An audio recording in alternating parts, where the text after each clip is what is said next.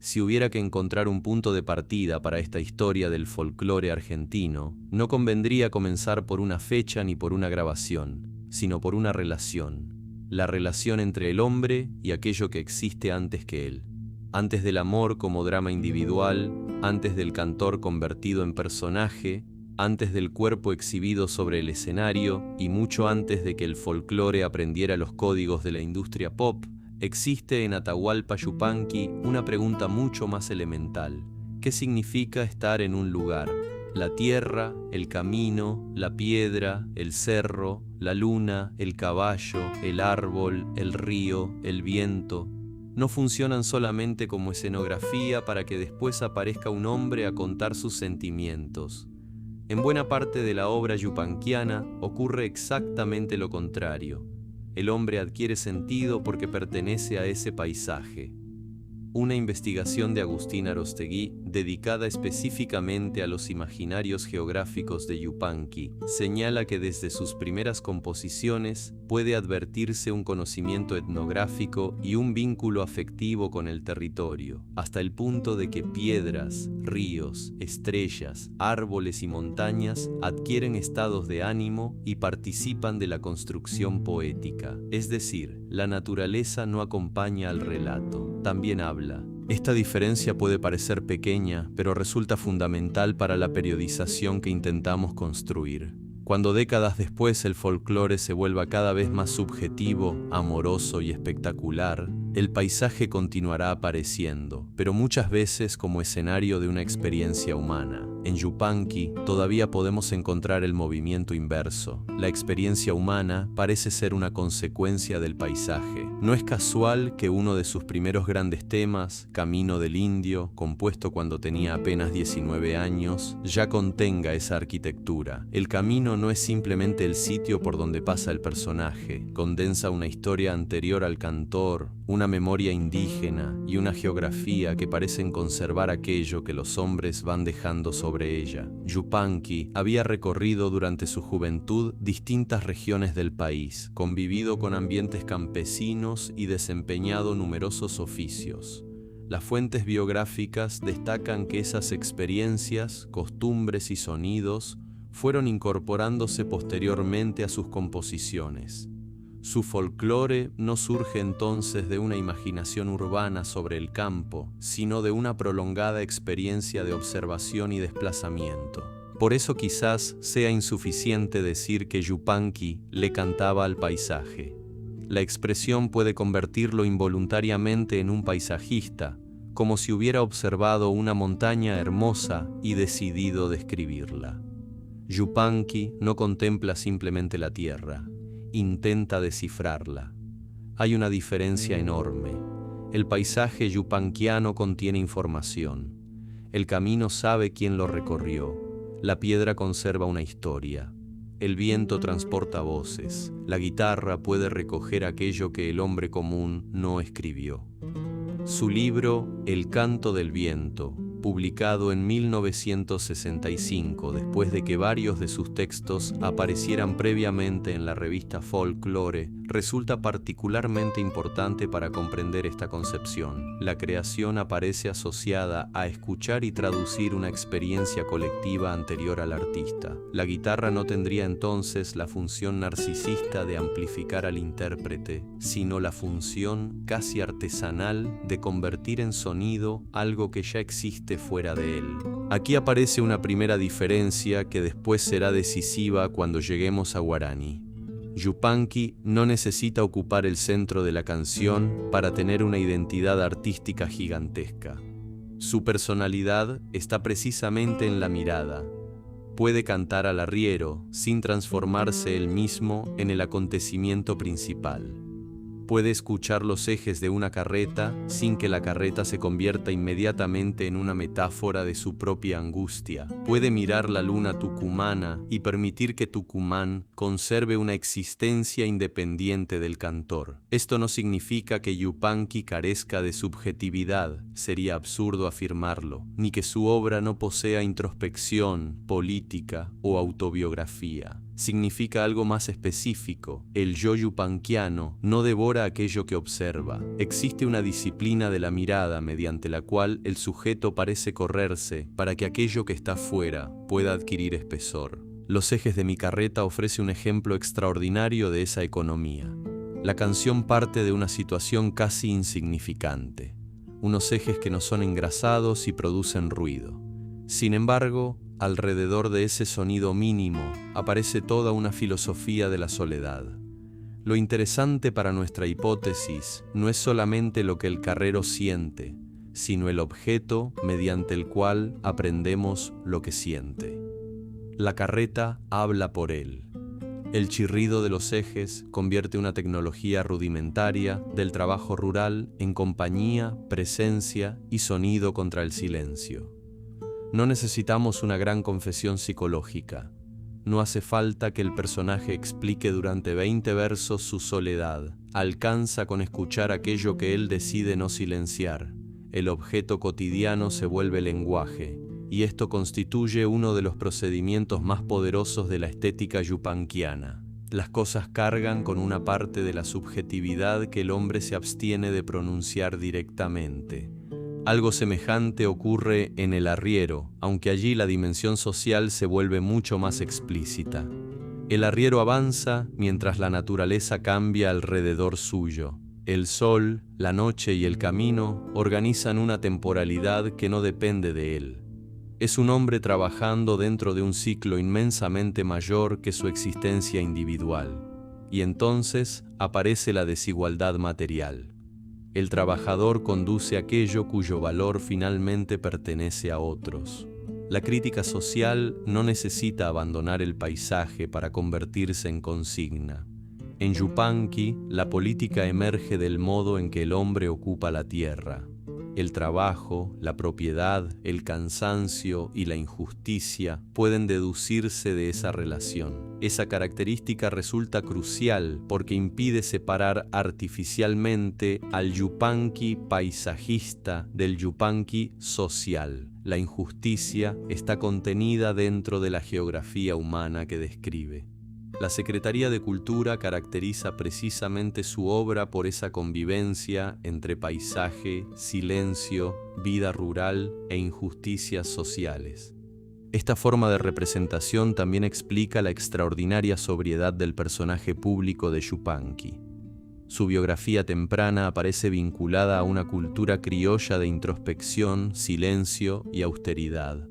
El archivo histórico de la Universidad del Salvador describe su infancia rodeada por una naturaleza que el niño percibía casi encantada y por paisanos que adquirían condición de héroes dentro de una fuerte cultura oral. Más tarde sería hachero, arriero, cargador de carbón, periodista y trabajador de distintos oficios mientras recorría provincias y pueblos. No interesa convertir esa biografía en certificado de autenticidad. El arte no se vuelve verdadero por haber padecido aquello que describe, pero sí entender que su estética de la austeridad no fue simplemente una estrategia escénica añadida posteriormente a las canciones. Existía una continuidad reconocible entre su concepción del folclore, su manera de tocar, su forma de hablar, su relación con el silencio y la figura pública que terminó construyendo. Y esto nos permite introducir tempranamente nuestra teoría de la autocaricaturización. Yupanqui parece resistir mejor que otros artistas el proceso de convertirse en una versión exagerada de sí mismo porque su código original estaba basado precisamente en la sustracción. ¿Cómo exagerar el silencio sin romperlo? ¿Cómo multiplicar indefinidamente la austeridad sin convertirla en otra cosa? El artista cuya marca consiste en agregar elementos puede, con el paso de los años, agregar cada vez más de aquello que el público reconoce. Pero cuando la marca está basada en retirar, observar y esperar, la posibilidad de saturación es menor. Esto no significa que Yupanqui careciera de una iconografía reconocible ni que no terminara convertido también en una figura monumental del folclore. La guitarra, el rostro severo, la manera de hablar, el silencio y la condición de Donata constituyeron inevitablemente una mitología. pero hay una diferencia entre tener una mitología y sobreinterpretarla permanentemente. En Yupanqui, la puesta en escena parece haber permanecido subordinada durante mucho tiempo a una ética del decir poco. Incluso su relación con la guitarra ayuda a comprender esta posición. Yupanqui había estudiado repertorio guitarrístico que excedía ampliamente la tradición gauchesca. Sor, Albéniz, Granados, Tárrega y transcripciones de compositores europeos formaron parte de su aprendizaje. Pero esa formación no terminó produciendo una música obsesionada con exhibir sofisticación. La técnica está, pero no necesita anunciarse permanentemente. La guitarra yupanquiana no parece preguntar «¿qué puedo hacer?», sino «¿qué necesita esto que estoy contando?». Y esa diferencia puede ser extremadamente fértil para nuestra futura teoría del neofolclore, porque demuestra que modernización y acumulación no son sinónimos. Una música puede ser radicalmente nueva sin necesitar exhibir todas las tecnologías disponibles en cada compás. Hay además algo extraordinariamente contemporáneo en esta concepción. El mundo digital nos acostumbró a que prácticamente todo acontecimiento deba transformarse inmediatamente en subjetividad. ¿Qué me produjo? ¿Qué pienso? ¿Cómo me representa? ¿Qué dice de mí? El paisaje se convierte en fondo para una fotografía, el viaje en contenido, la experiencia en relato personal. Desde ese presente, la obra de Yupanqui puede resultar extrañamente radical porque obliga al sujeto a aceptar que existen cosas que no están allí para representarlo. La montaña no necesita nuestra emoción. El camino existía antes de que llegáramos. El trabajador puede ser observado sin que el artista necesite apropiarse completamente de su experiencia. La tierra conserva una autonomía. Por eso Piedra y Camino ocupa un lugar tan importante dentro de esta lectura. El propio título condensa dos de los grandes materiales yupanquianos, lo inmóvil y lo que atraviesa, aquello que permanece y aquel que pasa. La piedra puede sobrevivir al hombre, el camino acumula hombres sucesivos, el viajero, por el contrario, está condenado al movimiento. Buena parte de la potencia existencial de Yupanqui surge de esa asimetría. El hombre sabe que pasa por un mundo que no empezó con él y que continuará después. Aróstegui señala que el repertorio yupanquiano configura imaginarios geográficos mediante componentes simbólicos y conceptuales recurrentes, y otro estudio dedicado específicamente a Cerro Colorado encuentra esa construcción tanto en los componentes poéticos como en los melódicos de sus canciones. El territorio no es solo asunto de la letra, termina organizando también una manera de hacer música. Luna Tucumana permite observar otra variante. Aquí el paisaje ya no aparece solamente como espacio de trabajo o tránsito, sino como pertenencia afectiva. Tucumán tuvo una importancia biográfica decisiva para Yupanqui desde su infancia, y numerosas composiciones quedaron vinculadas a la provincia. Sin embargo, incluso cuando el vínculo se vuelve íntimo, la luna conserva una materialidad exterior. No es simplemente mi tristeza convertida en luna. Existe una interlocución con algo que está fuera. El sentimiento no reemplaza al paisaje, conversa con él. Esta puede parecer una diferencia semántica mínima, pero será enorme cuando comparemos este universo con la transformación romántica posterior del folclore, donde muchas veces la naturaleza comenzará a funcionar como prolongación directa del drama amoroso. La noche porque te extraño, la lluvia porque te fuiste, el río porque lloro. En Yupanqui todavía existe una resistencia de la cosa frente al sentimiento. De allí surge una formulación que puede ordenar todo este primer movimiento. Antes del yo estaba la tierra. No significa cronológicamente que antes de Yupanqui no existiera subjetividad en la música popular argentina ni que él jamás escribiera desde el yo. Es una categoría estética.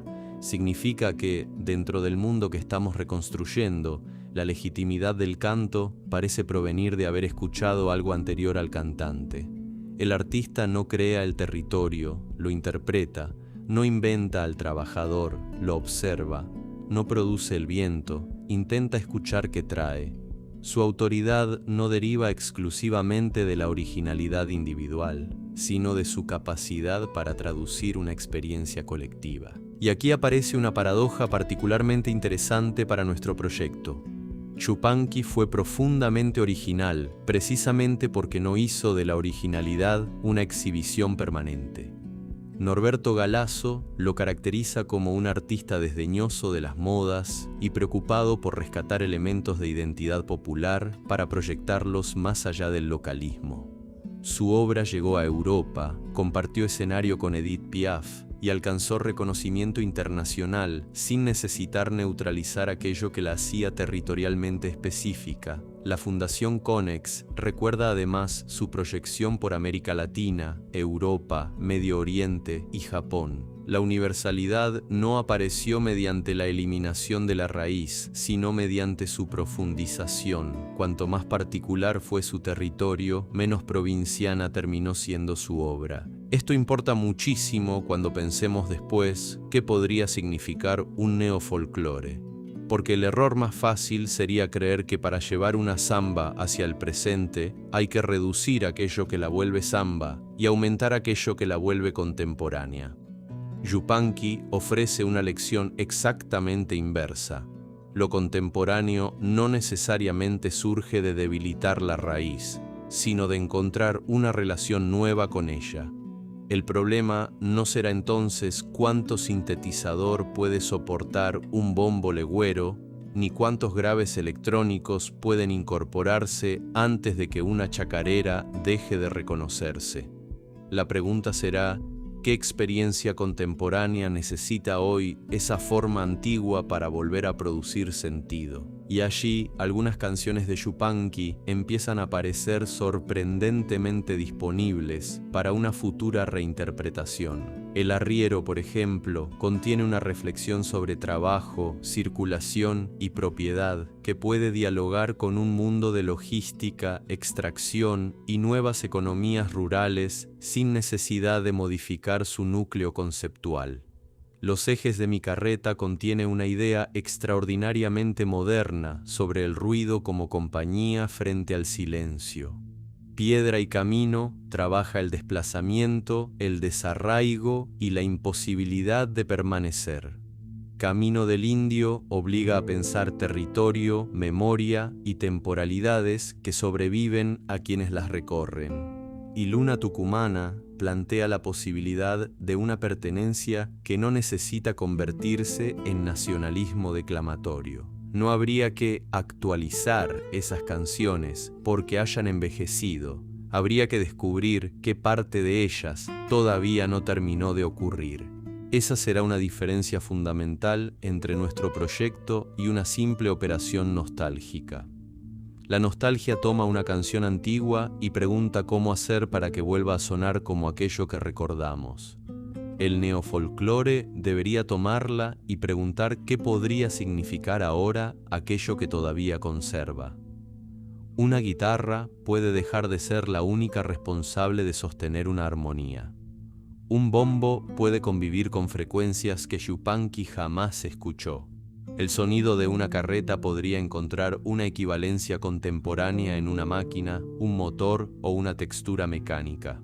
El arriero podría dialogar con otros trabajadores que vuelven a atravesar enormes extensiones de territorio argentino. Pero si la transformación consiste simplemente en colocar un beat debajo del arriero, habremos entendido exactamente al revés la lección yupanquiana.